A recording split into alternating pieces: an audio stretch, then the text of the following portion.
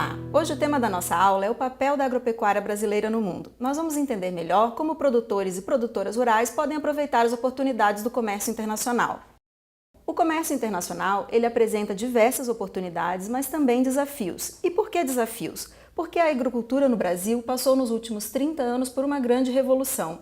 Talvez, se você nasceu depois dos anos 90, você não vá se lembrar que o Brasil já foi um grande importador de alimentos. Há 30 anos atrás, nós importávamos produtos básicos como leite, carne bovina. Pois é, pode parecer difícil acreditar nisso, mas é a verdade. Hoje, somos grandes exportadores porque passamos por um processo de mudança. E esse processo de mudança se deu pela nossa grande disponibilidade de recursos naturais. Nós temos um clima favorável, temos solos, temos áreas para plantar, temos também água disponível, que deve ser utilizada de forma racional e com cautela, mas que existe no nosso país, enquanto em outros países existe uma grande escassez. Mas além de tudo isso, nós temos um grande centro de pesquisa, que é a Embrapa, que ajudou a desenvolver novas variedades genéticas adaptadas ao nosso clima, o clima tropical, e tivemos outras entidades que auxiliaram nesse processo revolucionário que passou a produção agrícola brasileira, como o Senar, capacitando produtores rurais, ou as Ematers, dando assistência técnica ao produtor. Então, nada disso teria sido possível se não fosse aquela pessoa-chave, a que fez a transformação, a que utilizou todos esses recursos, que é o produtor e a produtora rural. É também pela capacidade do brasileiro e a vontade de trabalhar no campo que nós conseguimos aproveitar todas essas características positivas e transformar o nosso país de um importador para um grande exportador agropecuário. Então, o que a gente vê hoje? Qual é o nosso cenário hoje? Onde o Brasil está? O Brasil é uma grande potência mundial, nós somos entre as 10 economias do mundo e somos o quarto fornecedor global de alimentos, ou seja, muitos países dependem do Brasil para conseguir manter a sua segurança alimentar. Somos o quinto maior produtor agrícola. No entanto, quando a gente analisa isso em termos de comércio internacional, o que a gente pode perceber é que, apesar de sermos o quarto exportador mundial de alimentos, ocupamos apenas 7% do mercado internacional, ou seja, quando a gente pega todos os produtos exportados pelo mundo, o Brasil exporta apenas 7%, demonstrando o quanto a gente ainda tem potencial para crescer no mercado internacional. Pois se a agropecuária já é tão importante para o nosso país, com essa pequena participação mundial, imagina se nós conseguimos galgar novas posições. Então é importante a gente entender aquilo que a gente já produz, aquilo que a gente já é bom e já lidera no mundo, e outras cadeias que a gente ainda vai poder desenvolver. O Brasil já é hoje o principal produtor e exportador de açúcar, de café, de suco de laranja, de soja em grãos. Somos o segundo principal produtor, mas o primeiro exportador. Além disso, nas proteínas animais nós temos já um diferencial, as cadeias já estão consolidadas no Brasil. Então somos um grande produtor e exportador de carne de frango, carne suína, carne bovina. Temos uma grande produção de milho, somos o terceiro produtor mundial, e o segundo grande exportador de milho, por conta da nossa grande produção de soja e milho, que conseguimos também ser bons exportadores competitivos de proteína animal, principalmente de suínos e frangos, porque são cadeias que dependem intrinsecamente da produção de grãos. Então, além desses grandes produtos, ainda temos o algodão. Esses produtos fecham a nossa pauta de exportação, são os 10 principais produtos da agropecuária nacional. Se a gente consegue ocupar 7% do mercado internacional com apenas 10 produtos, se desenvolvermos novas cadeias no Brasil, poderíamos ocupar muito mais, um espaço muito maior. É aqui que está, na verdade, a grande chance do Brasil de se tornar não apenas um grande produtor, mas também um player, um ator importante no cenário internacional. Mas para isso nós vamos ter que vencer alguns desafios. E eu peço atenção nesse slide que vamos mostrar agora. Por quê? Porque ele mostra o índice de facilitação de comércio. O que é isso? São todos os entraves da nossa competitividade nacional e internacional. Mas ele traz de uma forma muito interessante porque ele compara o nosso desempenho com outros países. Então, países parecidos com o Brasil, como os países da América Latina, e os países da OCDE, a Organização para a Cooperação e Desenvolvimento Econômico, que reúne países considerados ricos, países de alta renda. Vemos que o nosso desempenho com acesso ao mercado interno, o mercado interno, quando a gente fala, é o nosso mercado, então o acesso dos outros países ao nosso mercado e assim comparativamente com os outros que estão aqui, América Latina e OCDE. O Brasil tem pouquíssimo acesso, isso mostra que nós ainda somos muito protecionistas. O que isso quer dizer? Que nós temos muito fechamento, tarifas muito altas, muitas barreiras à entrada de produtos importados. Então existe uma competitividade no Brasil baixa com relação à importação. Nós estamos muito abaixo dos nossos vizinhos latino-americanos e mais abaixo ainda do nível da OCDE. E isso tem uma consequência que a gente já vê logo em seguida, que é o nosso acesso ao mercado estrangeiro, porque se nós não damos acesso aos outros países, certamente ninguém vai nos dar acesso aos seus mercados. E aqui a gente vê como o Brasil está muito, mas muito abaixo do índice latino-americano. Né? Enquanto a nossa linha passa perto do índice 3, a gente vê que os países latino-americanos estão entre o 4, quase indo, né, um pouco acima para o 5. Então a gente tem aqui uma desigualdade muito grande de acesso e essa é uma das grandes dificuldades para nós colocarmos novos produtos no mercado internacional. Além disso, aqui a gente vai avaliar também questões do chamado custo Brasil, a nossa competitividade interna, problemas que ainda temos que resolver. A eficiência e transparência na administração de fronteiras, disponibilidade e qualidade de infraestrutura e logística, disponibilidade dos serviços de transporte, disponibilidade e uso da tecnologia de informação. O Brasil é um país que tem sim desenvolvido cada vez mais a tecnologia da informação. Na agricultura ela tem sido relevante, mas a gente ainda pode fazer mais, né, usando esse tipo de tecnologia para facilitar o empreendedorismo, né, e a produção. Além disso, a gente tem uma grande desvantagem também no nosso ambiente operacional no Brasil. O que isso significa? Burocracia. Nós temos um excesso de burocracia interna que nos impede de avançar também no comércio internacional.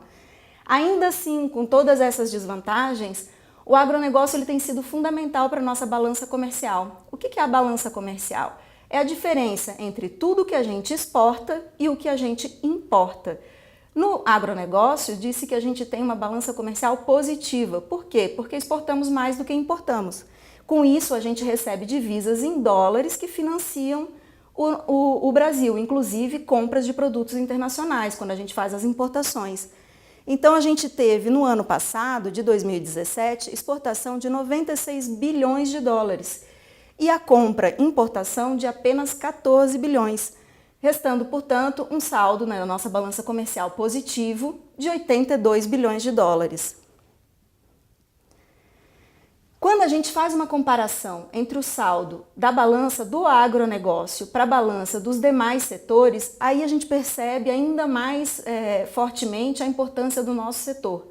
Porque enquanto o nosso setor teve um saldo positivo de 82 bi, os demais setores da economia tiveram um saldo negativo de 15 bi. Não fosse o superávit da balança do agro, não teríamos dólares para pagar essas importações que vieram dos demais setores da economia. E isso agravaria ainda mais a crise econômica no Brasil. Portanto, graças ao superávit do agronegócio, que a gente tem conseguido manter a crise de uma forma menos acentuada no Brasil. E aqui é importante, então, a gente analisar as 10 principais exportações do Brasil como um todo. Porque a gente falou que nós temos aí grandes exportações, participamos em 7% no mercado internacional, mas quando a gente analisa a nossa balança como um todo, produtos do agro e fora do agro, qual é a nossa participação real? Bom, dos 10 principais produtos que exportamos, 7 são do agronegócio. E aqui eu quero chamar a atenção para 2 específicos. Enquanto na nossa cadeia da indústria nós exportamos 6,7 bilhões de dólares em automóveis, se a gente analisar a carne de frango, nós exportamos 6,6 bilhões de dólares em carne de frango. Ou seja, apenas o frango equivale em exportações toda a cadeia de valor dos automóveis. Portanto, o agronegócio ele é sim um grande diferencial e ele tem trazido para milhares de famílias benefícios que são frutos e são oriundos da nossa inserção no comércio internacional. A gente tem que analisar que o Brasil exporta para mais de 190 países. Todos são igualmente importantes. Mas tem alguns parceiros, né, que têm já por até tradição histórica, outros por outros motivos, uma participação muito maior. E aqui o destaque, a China, que nos últimos anos conquistou a posição de principal parceiro comercial do Brasil. Para a China, exportamos 27,7% de todos os nossos produtos. É um valor significativo, principalmente quando a gente analisa que boa parte dessa exportação é constituída por soja, trazendo riqueza ao Brasil que vem do continente asiático. A China é uma grande compradora desse produto, mas também de outros produtos da agropecuária nacional. Então, além da China, temos uma grande parceria com a União Europeia, no qual a nossa agropecuária é fortemente integrada nas cadeias de valor europeia. Então, a indústria alimentícia da União Europeia, que é muito desenvolvida, compra muitos insumos brasileiros, e isso gera uma agregação de valor também no Brasil.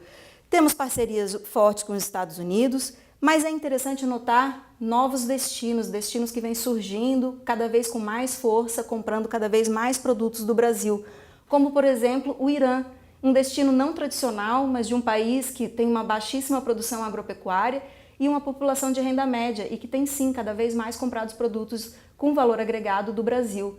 Então a carne bovina ocupa um espaço de exportação importante para o Irã. E assim como o Irã, a gente tem que começar a olhar para outros destinos, os destinos não óbvios, que é lá onde a gente vai ter uma abertura comercial maior e novas oportunidades de negócios. Mas para isso, precisamos ficar sempre atento às barreiras ao comércio, que são crescentes, não apenas pelo momento político que nós vivemos, com muitos discursos anti-comércio, como a gente vê, por exemplo, com o presidente dos Estados Unidos, mas também porque existe uma guerra comercial entre vários países, todos querem ganhar mercado e para isso começam a surgir barreiras que muitas vezes são extremamente criativas, como regulações internacionais, normas de rotulagem que dificultam a exportação de um produto, por exemplo, os picos e escaladas tarifárias, que são exatamente as tarifas mais elevadas para determinados produtos e os produtos do agropecuário sofrem demais com isso. E esse tipo de barreira a gente só consegue superar com negociações bilaterais entre os países. Barreiras tarifárias precisam ser negociadas entre os países. Mas além disso, a gente tem também problemas de transporte, como uma infraestrutura mais deficiente por parte do Brasil. Muitas vezes o exportador ele tem dificuldade de alcançar o seu mercado de destino. Então é difícil a gente ter até navios que vão levar o nosso produto para determinados mercados. O custo fica muito alto. Então a gente também tem que atacar todas essas questões que são internas da nossa competitividade e que ficam também no nosso mercado de destino. Bom, para a gente falar de comércio internacional, a gente precisa falar um pouquinho sobre a Organização Mundial do Comércio, OMC. O que é a OMC? A OMC é um organismo constituído por 164 países. É um organismo que não tem uma vontade própria, uma vontade da organização. A organização ela é formada pelos países e são eles que determinam o que a organização vai fazer. Então a OMC ela tem um órgão muito importante que é o órgão de soluções de controvérsias, onde os países podem reclamar caso as normas internacionais de comércio não estejam sendo cumpridas. Mas esse órgão ele pode analisar, verificar juridicamente se as regras foram cumpridas ou não e dar uma sentença. Essa sentença ela vai ser aplicada pelo país se ele quiser, porque a Organização Mundial do Comércio não tem poder para atuar dentro de um país soberano. O que ela pode fazer é fazer recomendações. E caso o país que ganhou o litígio internacional não se sinta satisfeito com a implementação da medida do que perdeu, ele pode tentar retaliar em alguns produtos comerciais. Por exemplo, aplicar tarifas maiores às exportações daquele país que perdeu, proibir a exportação de um determinado produto. Mas essas retaliações elas sempre são tomadas também dentro de um âmbito político. Portanto, a OMC ela é uma organização importantíssima porque ela dá um espaço para que os países possam conversar abertamente sobre comércio internacional, mas é importante lembrar que ela não tem vontade própria, que ali sempre depende a vontade dos países membros. Por isso, muitas vezes, a gente escuta dizer a OMC tomou uma decisão, mas essa decisão não teve implementação, não foi levada adiante. É porque não cabe à OMC levar adiante, mas sim aos seus países membros. Para a agricultura, a OMC tem um papel fundamental. Por quê? Porque dentro dos acordos da OMC existe um que se chama Acordo Agrícola. Ali ela estipula regras básicas para o comércio agrícola e a parte desse acordo tem um acordo sobre subsídios. Subsídios é todo o valor dado pelo país para ajudar na produção de forma direta ou indireta. E esses subsídios eles têm um impacto muito grande na agricultura. Ao contrário das tarifas que podem ser negociadas bilateralmente, subsídios só conseguem ser negociados multilateralmente, porque é um tema tão complexo que os países nunca negociam um com o outro, mas sim no conjunto. Se um país subsidia, ele atrapalha a produção de todos os demais. Portanto, não adianta ele apenas negociar bilateralmente, ele precisa realmente de um compromisso multilateral, ou seja, de muitas partes. Por isso, esses dois temas que são tão conectados, agricultura e subsídio, são muito fortes dentro do OMC e por isso que o setor produtivo brasileiro tem acompanhado cada vez mais o que se passa na OMC. Bom, com isso a gente tem que começar a pensar quais são as tendências para a agricultura no futuro e como o Brasil vai se inserir cada vez melhor na agropecuária mundial, ganhando um espaço maior e também uma rentabilidade maior para o produtor. A gente tem que ver que no futuro a tendência é maior eficiência, maior sustentabilidade e responsabilidade na produção. Por quê? Porque nós temos uma população mundial crescente, né? Um consumo crescente em países de baixa renda que estão se transformando, e aqui chama atenção o consumo crescente na Ásia. A Ásia tem mostrado que os 15 principais importadores de produtos agropecuários do mundo, 8 estão na Ásia, ou seja, são grandes populações que vêm crescendo, estão indo para a classe média e passam a consumir alimentos de melhor qualidade. Portanto, a gente tem uma tendência de crescimento populacional, inclusão de pessoas na classe média e consumo de mais qualidade. Isso tudo significa que nós vamos precisar ser mais eficientes na forma como estamos produzindo e respeitando o meio ambiente, para não exaurir os recursos naturais que temos no Brasil. Portanto, quando olhamos para a Ásia, a gente vê que, assim como o Brasil tem uma vocação natural para a agricultura e para a pecuária e tem grandes oportunidades nesse setor, é na Ásia que está o nosso mercado consumidor. Então a gente, pelo menos no futuro, tem sido hoje já com a nossa maior participação no comércio com a China, mas também no futuro com outros países asiáticos. Portanto, a gente tem que se preparar para atender esse mercado que fica distante, quando a gente analisa a nossa logística internacional, mas que tem sim grandes oportunidades. O Brasil vende um produto, quando a gente trata de agropecuária, que todas as pessoas precisam comprar, porque nós estamos falando de alimento. Portanto, a nossa tendência de crescimento, ela é inquestionável. A questão que nós colocamos aqui é como o produtor brasileiro e a produtora vão se preparar para atender esse novo mercado, principalmente em quesitos de sustentabilidade, eficiência, né, e tecnificação da produção. A gente precisa inserir na cadeia agropecuária novos produtores, principalmente os pequenos e médios, que poderiam explorar nichos de mercados e produtos em parceria já com a agroindústria, embalados, com diferenciais tecnológicos, com diferenciais de sustentabilidade. Esses produtos têm grande aceitação no mercado internacional, eles sim podem ser uma solução para a diversificação da nossa pauta exportadora, mantendo já a nossa excelência com os grandes produtos que exportamos e agregando novos exportadores ao processo. Portanto, precisamos vencer o desafio de trazer novos produtores e produtoras rurais à exportação, com o desenvolvimento de produtos que valorizem os atributos brasileiros, como por exemplo a sustentabilidade, explorando com isso os nichos de mercados, aumentando o valor agregado da nossa produção, beneficiando o produtor rural com melhoria de renda e melhoria na nossa economia como um todo.